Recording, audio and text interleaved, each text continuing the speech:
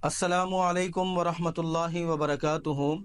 मेरे मोहतरम भाइयों, दोस्तों, बुज़ुर्गों, अल्लाह के रसूल सल्लल्लाहु अलैहि वसल्लम इरशाद फरमाते हैं, वल्लज़ी नफ़्सी बियदी, कसम है मुझे उस ज़ात की कि जिसके हाथ में मेरी जान है, ला तदखुलुल जन्नता, तुम में से कोई भी शख्स जन्नत में दाखिल नहीं हो सकता, हत्ता तुमिनु, यहाँ तक कि वो ईमान की मिठास ना चख ले।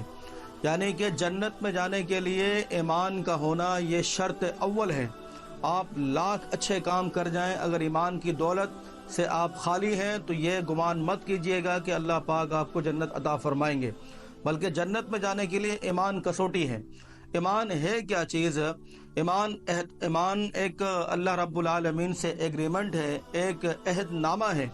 और अहदनामा किस चीज़ का है कि दुनिया के तमाम माबूदान बातिल का इनकार, एक अल्लाह रब्बुल आलमीन की वहदानियत का इकरार को ईमान कहा जाता है। इसके अलावा ये ईमान ज़बान से इकरार भी होगा और दिल की गवाही भी शामिल होगी। इकरारुम बिल लिसानी व तस्दीकुम बिल क़ल्ब, ज़बान से आप ईमान की गवाही देंगे, अल्लाह की वहदानियत की गवाही देंगे, और दिल इस बात की तस्दीक करेगा कि जो ज़ुबान ने कहा है वो बिल्कुल दुरुस्त है। इसके अलावा भी ईमान बहुत सारी चीज़ों पर है, लेकिन उस पर हम गुफ्तगू नहीं कर रहे हैं। खुलासा कलाम यह है कि जन्नत में जाने के लिए ईमान का होना बहुत ज़रूरी है।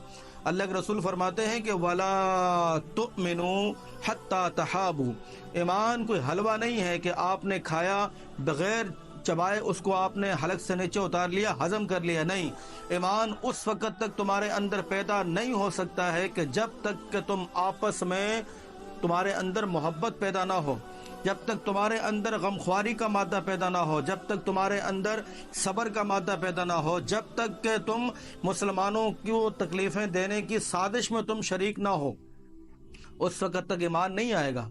क्योंकि ईमान जब होगा तो भाई दिल में बुग़्ज़ नहीं होगा, हसद नहीं होगा, अनाद नहीं होगा, दिल के अंदर किसी को तकलीफ़ देने की ख़यालात नहीं आएंगे। ईमान होगा तो ये सारी बीमारियाँ, ये सारी बुराइयाँ पाक होंगी। अल्लाह के रसूल ने फरमाया कि तुम ईमान की मिठास को नहीं चख सकते उस वक़्त तक जब तक तुम आपस में मोहब्बत ना करो। इसके बाद का जुमला इंतहाई कीमती जुमला है, अफला अदुल्लुकुम अला अम्रिन इज़ा फ़अलतुमूहु, क्या मैं तुम्हें वो फार्मूला ना बताऊं, क्या मैं तुम्हें वो चीज़ ना बताऊं कि अगर तुम इस पर अमल पेरा हो जाओ तो तुम्हारे आपस की जो मोहब्बतें हैं वो बहाल हो जाएं, जो नफ़रतें हैं वो ख़त्म हो जाएं, जो इज़्ज़तें जा चुकी हैं वो वापसी आ जाएं। क्या मैं ऐसा तुम्हें फार्मूला ना बताऊं? बिल्कुल बताइए कि ऐसा कौन सा अमल है कि जिसको करने के बाद इंसान के दिल के अंदर मोहब्बत पैदा होगी और वो ईमान की मिठास को चखेगा। फरमाया कि अफ़शुस सलाम, सलाम को आम करो। आज के दौर के हिसाब से हाय बाय शाय का ज़माना है। सोने से पहले दुआएं पढ़ना अब नसीब में नहीं है, अब गुड नाइट कहा जाता है। उठने के बाद दुआ पढ़ना नसीब में नहीं है, गुड मॉर्निंग कहा जाता है। हाय और बाय का ज़माना चल रहा है।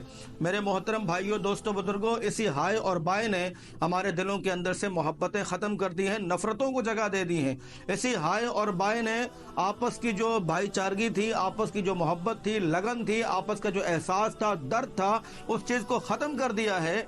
बल्कि ये तमाम चीज़ें, इन्हीं बुराइयों ने हमारे घरों के अंदर बसेरा आकर कर लिया है।